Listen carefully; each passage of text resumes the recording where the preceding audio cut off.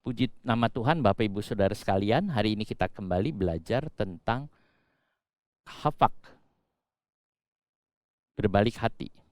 Kita akan membuka Hosea 11 ayat yang ke-8. Dalam teks Ibrani dikatakan, Ei etenka Efraim, amagenka Yisrael, ya Yisrael. Ek etenaka ke atma asimka kitfo yim ngep negepak alai libi yakat nikmeru nikuma. Hosea 11:8. Kalau di dalam teks terjemahan baru bahasa Indonesia, masakan aku membiarkan engkau hai Efraim, menyerahkan engkau hai Israel, masakan aku membiarkan engkau seperti Atma, membuat engkau seperti Seboim, hatiku berbalik dalam diriku, belas kasihanku bangkit serentak. Nah, yang tadi saya kasih judul saudara, hafak, ini adalah dari kata ini ya, hatiku berbalik, terjemahannya, hatiku berbalik. Oke. Kalau saudara membaca ayat ini, maka saudara akan bisa memahami bagaimana hati Tuhan terhadap umatnya. Ada 3 cara pendekatan kepada Tuhan kalau kita melihat sastra Yahudi. Yang pertama, pendekatan kepada Tuhan seperti anak yang datang kepada orang tua memohon. Anak datang kepada orang tua, dia mengatakan, "Pa, tolong saya. Pa, aku ini, aku butuh ini, aku butuh itu." Ya, memang kita seperti anak kepada seperti anak dengan Bapa. Seperti anak dengan Tuhan. Saudara, kita berkata, "Bapa, aku perlu Tuhan, tolong aku." Saudara, ini doa yang umum yang dilakukan oleh banyak orang. Yang kedua adalah pendekatan seperti istri datang kepada suami, mungkin dia bilang, "Tuhan, aku mencintaimu dan aku menurut kehendakmu." Seperti istri berkata kepada suaminya, "Suamiku, aku mengasihimu." Kita juga datang kepada Tuhan, "Tuhan, aku mengasihimu." Pendekatan yang ketiga dalam sastra Yahudi itu seperti seorang suami datang kepada istrinya. Seperti seorang suami yang ingin melindungi istrinya. Dan dia mengatakan, "Aku ingin melindungi engkau. Tuhan, bagaimana saya bisa menjaga hatimu?" Itu kira-kira. Jadi pendekatan seperti suami kepada istri adalah seperti kita mengatakan, "Tuhan, bagaimana aku menjaga hatimu supaya hatimu terpelihara." Saudara, kita tidak ingin membuat Tuhan marah, kita tidak ingin membuat Tuhan sedih, kita ingin tidak membuat Tuhan kecewa. Itulah artinya menjaga hatinya Tuhan. Jadi 3 hal ini saya ulangi lagi. Yang pertama adalah pendekatan sebagai seorang anak. "Tuhan, aku perlu engkau." Kedua, pendekatan sebagai seorang istri. "Aku mengasihimu Tuhan." Yang ketiga, pendekatan sebagai seorang suami. "Tuhan, aku mau menjaga hatimu supaya hatimu baik." Itu kira-kira model pendekatan yang ada. Yang saya tekankan, pendekatannya bukan berarti kita anak, oke. Apakah kita istri, oke. Apa kita suami? Nah, itu juga akan sulit, tetapi yang saya lihat adalah masalah modelnya. Nah, untuk mencapai pendekatan ketiga ini, pertama kita harus memahami hati Tuhan.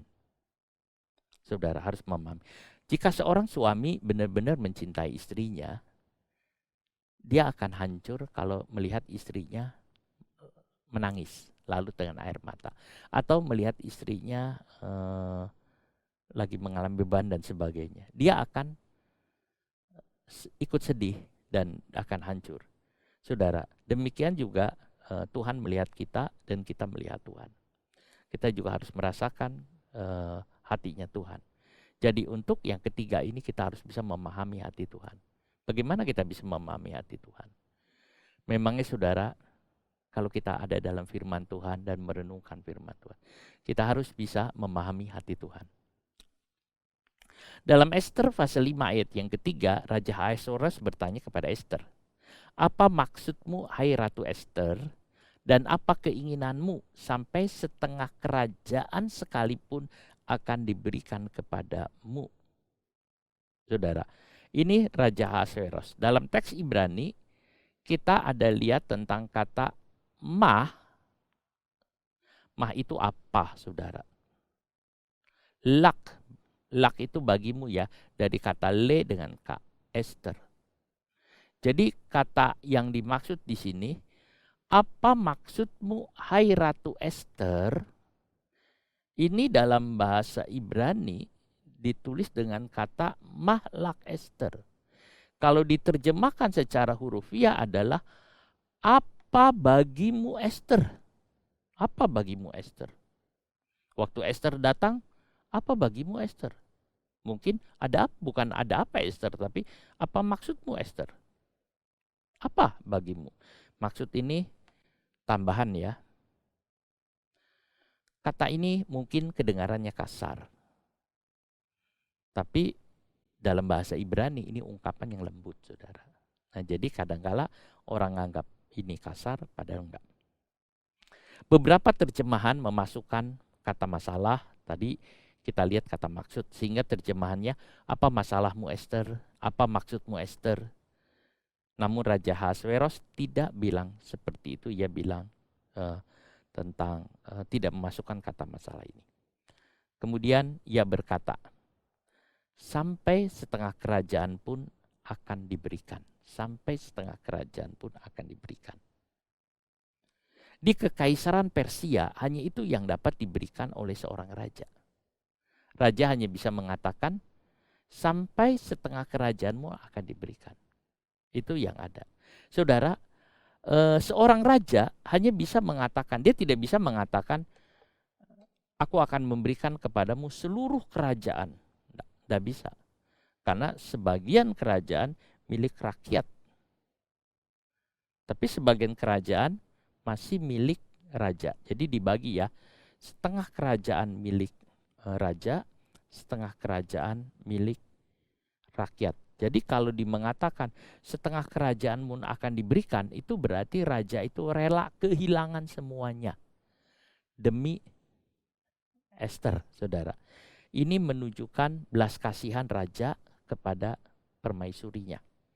Dengan kata lain, ia akan memberikan semua yang dia bisa berikan. Jadi pengertian setengah kerajaan pun diberikan artinya dia rela memberikan semuanya. Saudaraku, Esther sangat terganggu dengan tragedi yang akan menimpa bangsanya. Bahwa telah tercatat oleh Haman bahwa bangsa Israel akan dibinasakan, seluruh orang Yahudi. Dan Esther sangat sedih.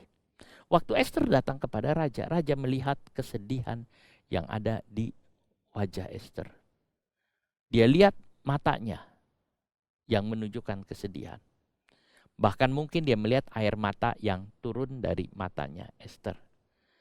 Melihat hal itu, raja itu mengatakan, aku ingin memberikan semuanya supaya beban kamu ringan. Raja ingin melindungi hatinya Esther, supaya Esther tidak hancur itu. Jika kita benar-benar mencintai Tuhan, bukankah kita juga ingin melindungi hatinya Tuhan, supaya hati Tuhan tidak sedih dan hancur? Seorang yang mengatakan, jangan membuat hati Tuhan berduka. Oke, saudara. Dalam kehidupan bangsa Israel waktu di padang gurun, kita melihat bagaimana Musa melindungi hati Tuhan. Agar Tuhan tidak membunuh bangsa Israel. Sebab Musa tidak ingin nama Tuhan diolok-olok. Waktu Tuhan marah mengatakan, Musa, aku binasakan semua. Sebab bangsa Israel bersungut-sungut dan menghinakan Tuhan. Tapi Musa mengatakan, Tuhan jangan. Nanti apa kata orang Mesir? Apa kata orang bangsa-bangsa di sekitar? Bahwa Tuhan tidak bisa memelihara umatnya. Dia menjaga. Pinehas bin Eliezer melindungi hati Tuhan. Waktu dia melihat orang Israel berbuat jinah di Baal Peor, saudara, waktu mereka ada di Sitim, dia melihat orang Ruben dengan perempuan Median sedang jalan ke perkemahan berjinah. Pinehas datang, lalu dia membunuh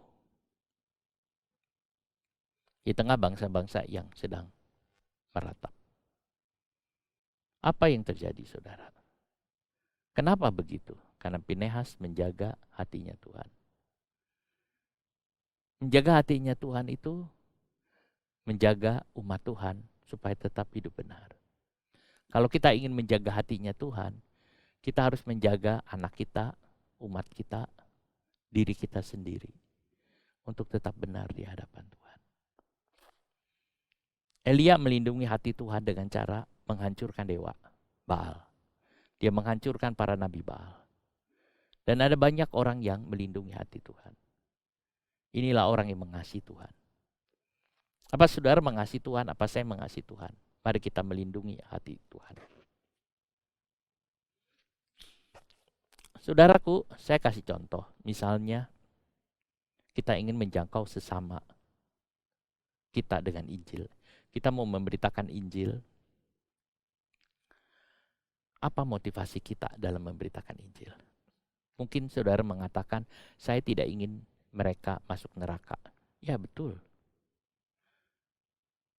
Tetapi saudara juga mengerti bahwa hati Tuhan hancur dan sedih kalau ada jiwa yang terhilang. Kalau ada jiwa yang terhilang. Dalam perumpamaan kita melihat bagaimana ada domba yang hilang, walaupun seekor, Tuhan rela meninggalkan 99 untuk mencari yang satu ekor. Mengapa Tuhan turun ke dunia? Karena dia tidak ingin jiwa binasa. Jadi kalau melihat satu orang pun binasa, hati Tuhan sedih. Kalau kita menjaga hati Tuhan, kita akan pergi memberitakan Injil. Daud adalah orang yang berkenan di hati Tuhan. Karena dia tahu dan mengerti hatinya. Terlalu banyak dari kita yang menghabiskan begitu banyak waktu sebagai seorang anak bagi Tuhan. Terlalu banyak orang Kristen mengatakan, Tuhan aku perlu ini, aku sakit, Tuhan sembuhkan aku kekurangan, Tuhan aku cukupkan, Engkau adalah Yehova Jireh, Tuhan Engkau membuat ini berikan kepadaku, Tuhan Engkau lakukan ini berikan aku kecukupan Tuhan. Ada banyak orang Kristen berbuat seperti ini. Tapi berapa banyak orang Kristen yang ingin memahami hatinya Tuhan. Yang berkata, Tuhan aku rindu Engkau, aku ingin mengerti hatimu. Berapa banyak orang Kristen yang berpikir itu? Hampir sangat sedikit. Semua butuh pertolongan, seperti seorang anak kepada orang tua. Tapi Tuhan ingin seperti memelihara hati Tuhan. Suami kepada istri yang memelihara hati Tuhan. Masakah aku membiarkan engkau, hai Efraim? Saudara baca ayat ini. Hati Tuhan hancur dan sedih. Masakah aku membiarkan engkau, hai Efraim? Ayat ini benar-benar memperlihatkan hati Tuhan. Apa aku harus menyerahkan engkau, Efraim? Apa aku harus menyerahkan engkau, Israel? Seperti Sodom dan Gomora. Masakah aku harus begitu? Kata aku menyerahkan berasal dari kata etenka. Etenka itu Natan ya. Natan itu artinya memberi Ibraninya. Masakah aku akan memberikan itu? Sudah lihat gambaran ayat ini, gambaran yang menyedihkan. Seperti suami istri dipaksa untuk cerai. Mungkin satu pasangannya mengatakan ini surat cerai, tanda tanganin. Cerai ya cerai. Satunya mengatakan, masa harus cerai? Masakah aku harus membiarkan? Tanda tangan cerai. Dipaksa. Masakah aku harus bercerai? Saudara, Daud mengalami. Dipaksa oleh bapaknya cerai. Dipaksa oleh bapaknya pisah. Lalu istrinya diambil dan diberikan kepada laki-laki lain. Tentu Daud sedih. Seperti itu kira-kira. Saudara, Tuhan mengatakan, masakah aku harus berpisah dengan engkau Efraim? Masakah aku harus menyerahkan engkau Efraim? Bagaimana aku akan membebaskanmu Israel? Lalu bagaimana aku akan membebaskan? Tadi Tuhan bicara soal Efraim. Efraim memangnya mewakili Israel ya. Efraim besar. Tetapi sekarang Tuhan menyebut kata Israel. Israel artinya pangeran Tuhan. Ini adalah nama yang Tuhan gunakan ketika dia mengungkapkan kasih sayangnya. Seperti seorang suami memanggil istri. Ya saya. Nama engkau adalah Israel. Namamu adalah Israel. Namamu adalah pangeran. Ini adalah gambaran seorang wanita yang ditempatkan suaminya di atas tempat yang tinggi. Kata Israel adalah tempat yang tinggi atau Israel artinya pangeran Tuhan. Seperti seorang suami mengatakan engkau adalah yang ditempatkan di tempat tinggi. Engkau adalah tempat tinggi. Tetapi waktu dia diagungkan, ditinggikan si istri itu, tiba-tiba istri tidak setia. Bagaimana dia akan menganggapnya sekarang? Karena dia sudah hancur, sudah rusak citranya. Lalu Tuhan bicara soal Atmah dan Seboim. Masakah aku mau menyamakan seperti Atmah dan Seboim? Kira-kira begitu, saudara. Bagaimana aku akan menjadikan engkau sebagai Atmah? Bagaimana aku akan menetapkan engkau sebagai Seboim? Atmah dan Seboim adalah dua kota yang terletak di pesisir kota Sodom dan Gomora. Kedua kota ini sangat istimewa dan kaya raya. Sangat istimewa dan kaya raya. Waktu Sodom dan Gomora dibakar Tuhan, kedua kota ini ikut kebakar. Tuhan mengatakan, masakah aku menyamakan engkau seperti Atmah dan Seboim? Masakah aku menyamakan seperti itu yang juga dibakar habis, yang turut dibakar? Tuhan tidak mau. Tuhan tidak mau. Satu jiwa pun binasa, Tuhan tidak mau. Sekarang Tuhan mengatakan, masakah aku harus bercerai, dipaksa seperti itu? Ya, karena mereka telah mengkhianati cintanya Tuhan. Mereka sendiri yang melawan. Tapi Tuhan tidak mau, saudara. Tuhan itu kasih.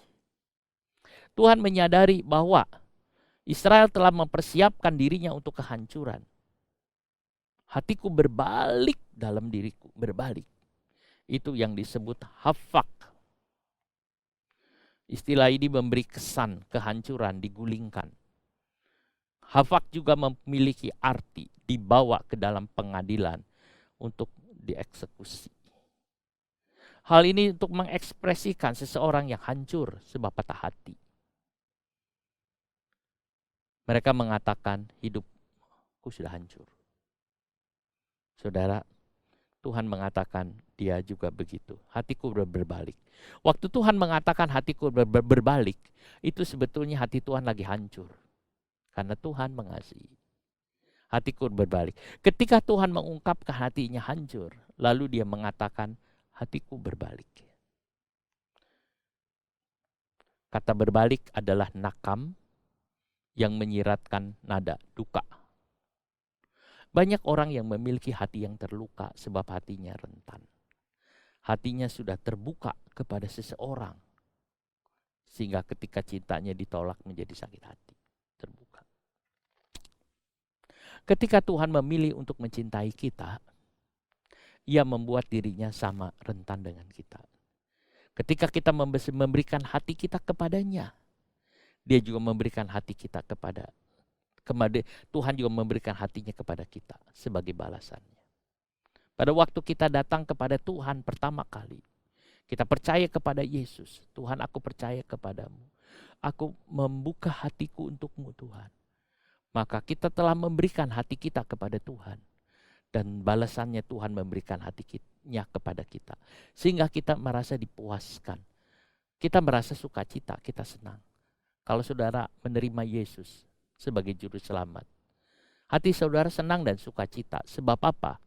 Sebab Dia membalas cinta kita. Tetapi saudara, dalam perjalanan kita dengan Tuhan sama-sama, saling mengetahui hati, saling memahami. Tetapi banyak orang Kristen tidak mau memahami hati Tuhan. Mereka menuntut Tuhan memahami hatinya. Sedangkan mereka tidak mau memahami hati Tuhan. Bagaimana mungkin hal ini? Apalagi kalau orang-orang Kristen yang tidak setia.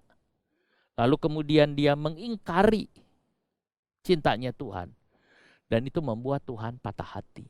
Membuat Tuhan hancur. Membuat Tuhan rentan. Saudara, ini yang ada.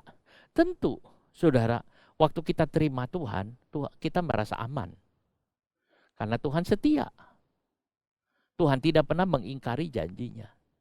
Kita mencintai Tuhan, kita memberikan hati ke Tuhan, kita tenang. Sebab Tuhan itu setia. Tetapi, bagaimana hati Tuhan yang ada pada kita?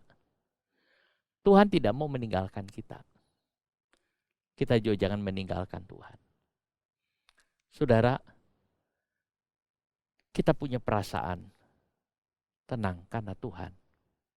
Biarkan juga perasaan juga Tuhan tenang karena kita. Tuhan, seumur hidupku, aku mengasihi Engkau. Dan aku tidak mau mengkhianati Engkau. Aku cinta kepadamu ya Tuhan. Sebaliknya kita sering tidak menjaga perasaannya dengan mengejar dewa lain untuk memenuhi kebutuhan kita. Banyak orang Kristen, dia mengaku aku Kristen. Tetapi untuk kepentingan yang lain dia berbuat hal-hal yang jahat. Berbuat hal-hal yang tidak benar. Mereka mengejar kepada dewa lain. Mereka mengejar kepada apapun yang bukan Tuhan. Tuhan pernah juga sedih hatinya waktu melihat Raja Israel, Ahazia, dia mencari kepada dewa lain. Sampai Tuhan mengatakan, apakah tidak ada Tuhan di Israel? Saudara, ini yang ada. Sebab itu jaga perasaan hati Tuhan. Kekasih yang patah, yang telah begitu setia mengasihi kita. Tidakkah kamu melihat seorang kekasih yang menyaksikan kekasihnya menghancurkan dirinya sendiri tanpa mampu melakukan apapun? Satu sisi Tuhan tidak mau cerai. Tapi satu sisi umatnya menghancurkan hatinya. Tidakkah kamu mendengar dia menangis? Tidakkah kamu mendengar dia menangisi ketidaksetiaan orang-orang yang dikasihinya, yang akan menghancurkan diri mereka sendiri? Apakah kamu tidak mendengar dia menangisi kamu? Kalau saudara ngalamin ini, marilah kita kembali ke Tuhan dan mengatakan, Tuhan ampuni saya. Saya orang yang berdosa dan tidak menjaga perasaan hatimu. Saya banyak mengecewakanmu Tuhan. Ampuni saya Tuhan. Datanglah kembali kepada Tuhan. Dia setia, dia menunggu saudara dan dia mengasihi saudara. Amin. Haleluya.